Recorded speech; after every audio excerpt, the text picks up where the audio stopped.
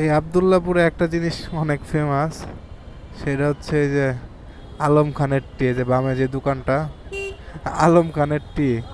এটা যে ফেমাস কে এটা আমি বুঝলাম না। মানে আমরা মানুষ, মানে আমরা বাঙালিরা যে এত খারাপ, আর নতুন ঢাকায় যারা আছে এরা হচ্ছে কি একটা জিনিস পাইলে, মানে ঢাকার সাইড হইলে এটারে ওরে বাবা এত ভালো হ্যান ত্যান ব্যান, আসলে কোনো কিছুই না।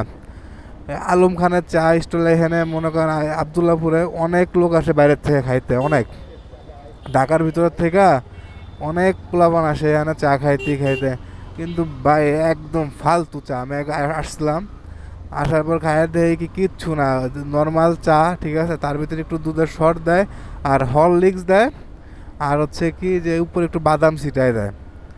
এই হচ্ছে চা 50 টাকা। মানে কি বলবো। এন তার কিরানীগঞ্জে, কিরানীগঞ্জ ওইখানে চার দোকান আছে কিছু, ওই কিরানীগঞ্জ পোস্তগোলা ব্রিজ পার হলে হাতের বাম সাইডে ওখানে কিছু চার দোকান আছে, ওখানে চা আরও ভালো বেশি। ওখানে 20 টাকা করে কাপ, ভরপুর বাদাম দেয়, হরলিক্স দেয়, প্লাস কাপ ভরা মজা, এর থেকে মজা। তো ওইটা 20 টাকা। আর এখানে যে মানুষ কেল লেগে আসে, ওই যে একটা হাইপ উঠে গেছে যে অনেক মজা, ঠিক আছে, আলম খানের চা। তো এখানে ভরপুর লোক আসে আলম খানের চা খাইতে, কিন্তু আসলে কোনো মজাই নাই, হুদ দেয়, টাকাটি নষ্ট। টাকা বেশি হয়েছে, টাকাগুলো এনে এসে দিয়ে গেল। এখানে নর্মাল চাও 20 টাকা, স্পেশাল চা 50, নর্মাল যে 10 টাকা চা এটা এনে 20 টাকা। আল্লাহ মাহবুব জানে কি দেয়।